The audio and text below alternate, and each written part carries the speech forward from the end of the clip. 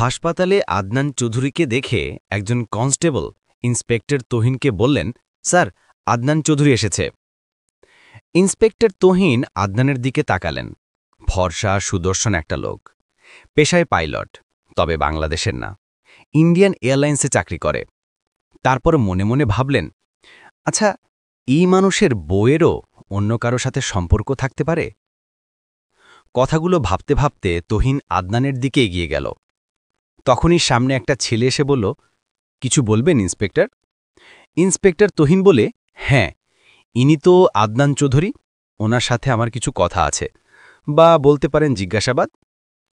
ছেলেটি বলে, দেখুন স্যার, ভাইয়া খুবই ভেঙে পড়েছে, এখন উনি কোনো রকম প্রশ্নের উত্তর দেওয়ার অবস্থায় নেই।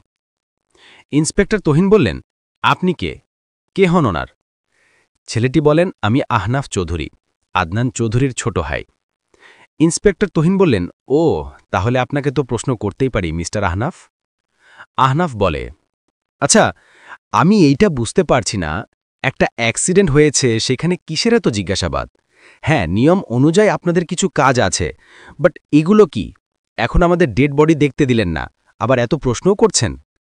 ইন্সপেক্টর তোহিন বললেন, নিয়মটা নিষ্ঠাই আপনার কাছ থেকে আমি শিখব না মিস্টার আহনাফ। আহনাফ বললে, প্রয়োজন হলে তো অবশ্যই শিখতে হবে ইন্সপেক্টর তোহিন, কারণ আমি একজন আইনজীবী, আইন নিয়েই আমার কাজ। ইন্সপেক্টর তোহিন এবার বেশ কড়া গলায় বললেন, আপনি আইনজীবী না কে সেটা আমি জানতে চাই না, তবে আমার কাজে আমাকে সাহায্য না করলে আপনাকেও বিপদে পড়তে হবে।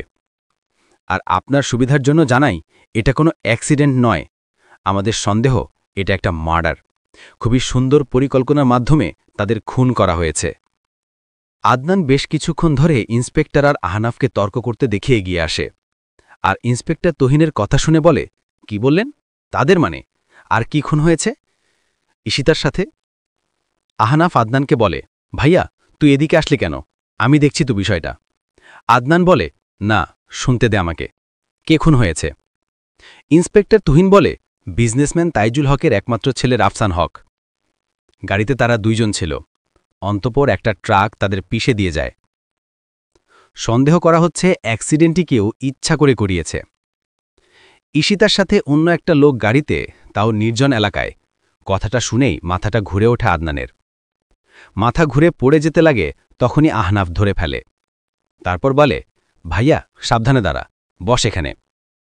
ইন্সপেক্টর, দেখছেন তো ভাইয়ার অবস্থা, প্লিজ আপনার যা প্রশ্ন করার পরে করুন।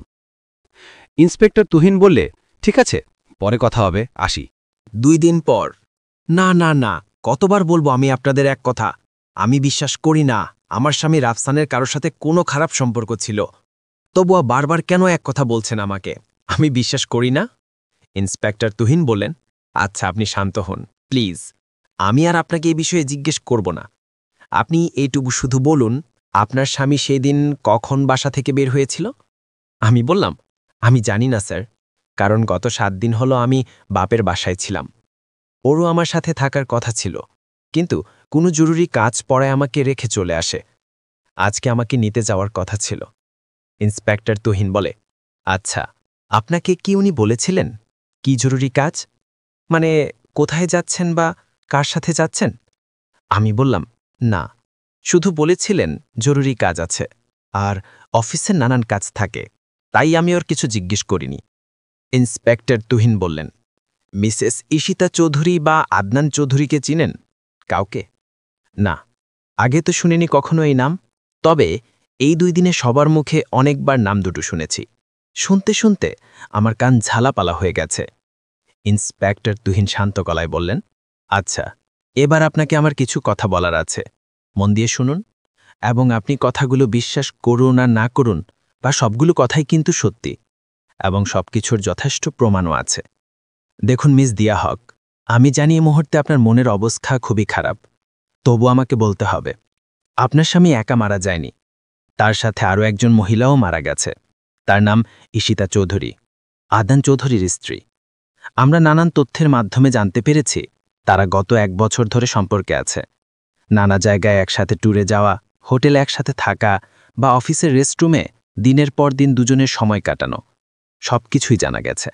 এই যে দেখুন কিছু পিকচার, যেগুলো আপনার স্বামীর অফিস থেকে পাওয়া গেছে, আর এই যে ওনাদের ফোনে কিছু গোপন ভিডিও পাওয়া গেছে যেগুলোতে তারা ইন্সপেক্টর আর কিছু বলার আগে আমি চিৎকার করে বললাম, প্লিজ চুপ করুন, আমি আর শুনতে পারছি না। গত 2 দিন ধরে সবাই বারবার বলছে আমার স্বামী আমাকে ধোঁকা দিয়েছে, ঠকিয়েছে, এগুলো আমি আর শুনতে পারছি না। আমি কিভাবে বিশ্বাস করব বলুন তো এইসব কথা? এই 2 বছরের বিবাহিত জীবনে এমন একটা দিন তিনি আমার সাথে এমন কোনো ব্যবহার করেননি যার জন্য আমার তার উপর সন্দেহ হবে। প্রচণ্ড ভালোবাসতেন আমাকে, বিশ্বাস করুন। ইন্সপেক্টর তুহিন বললেন, কষ্ট হলে কথাগুলো কিন্তু সত্য, এবং সত্যকে মেনে নেওয়াটা বুদ্ধিমানের কাজ।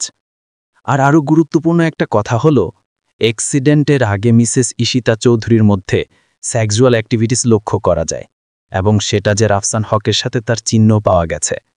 ইন্সপেক্টর তুহিনের কথা শুনে আমি চিৎকার করে কেঁদে উঠি। সহ্য হচ্ছে না আর এসব কথা, তাই কান্নারত অবস্থায় বলে উঠি, কেন শোনাচ্ছেন এইসব কথা? একজন স্ত্রীর কাছে স্বামীর পরকীয়ার গল্প কতটা যন্ত্রণাদায়ক সেটা আপনি কিভাবে বুঝবেন? বুঝলে আপনি এসব আমাকে শোনাতেন না। ইন্সপেক্টর তুহিন বললেন, পুরোটা না বুঝলেও কিছুটা তো বুঝি মিস দিয়া।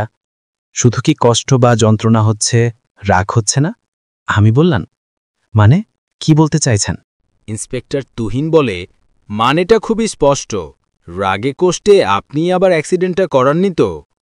আমি এবার চেয়ার থেকে উঠে পড়ি, তারপর বলি, শাট আপ ইন্সপেক্টর, আপনি কি মনে করছেনটা কি নিজেকে? যা নয় তা বলে যাচ্ছেন।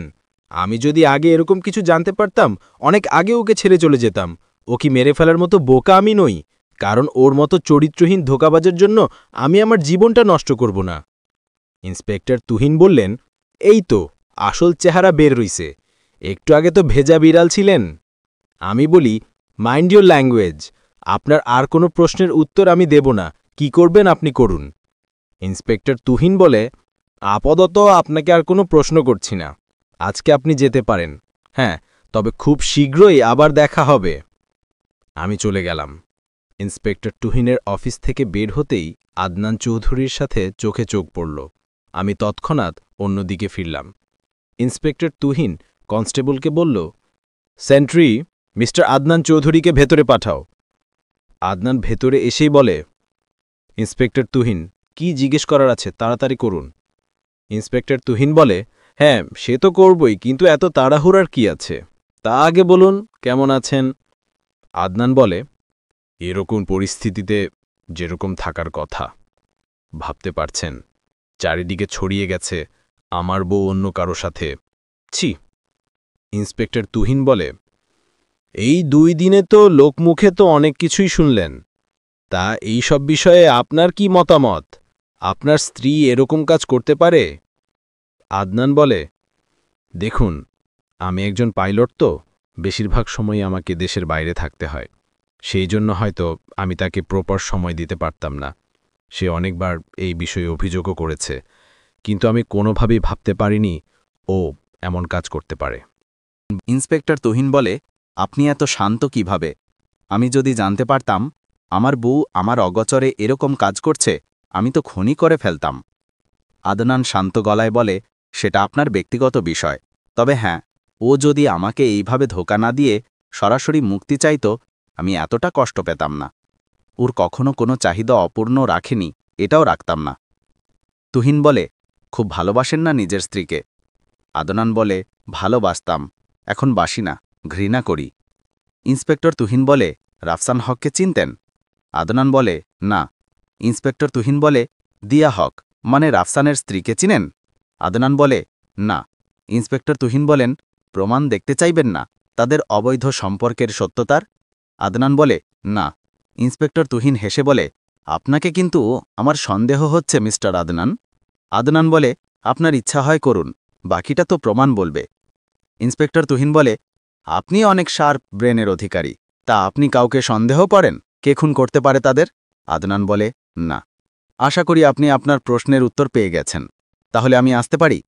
ইন্সপেক্টর তুহিন বলে, ঠিক আছে আসুন, আবার দেখা হবে। আর হ্যাঁ, শহরের বাইরে যাবেন না।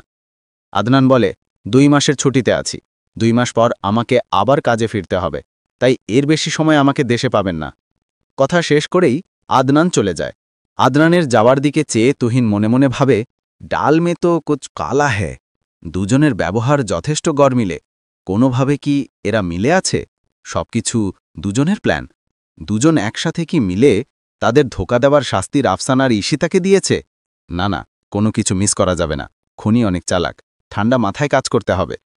তুহিনের এইসব ভাবনার মাঝেই তুহিনের কাছে একটা ফোন আসে। স্যার, আটরশি মোড়ে একটা খণ্ডবিখণ্ড লাশ পাওয়া গেছে। প্রিয় বন্ধুরা, এতক্ষণ সাথে থেকে গল্পটা শোনার জন্য অশেষ ধন্যবাদ। গল্পটা আপনাদের কেমন লাগছে? ভালো লাগলে একটা লাইক, কমেন্ট ও শেয়ার করে দেবেন। আর পরবর্তী পর্ব শুনতে চাইলে আমার চ্যানেলটি সাবস্ক্রাইব করে সাথে থাকুন। ভালো থাকবেন সবাই, ধন্যবাদ।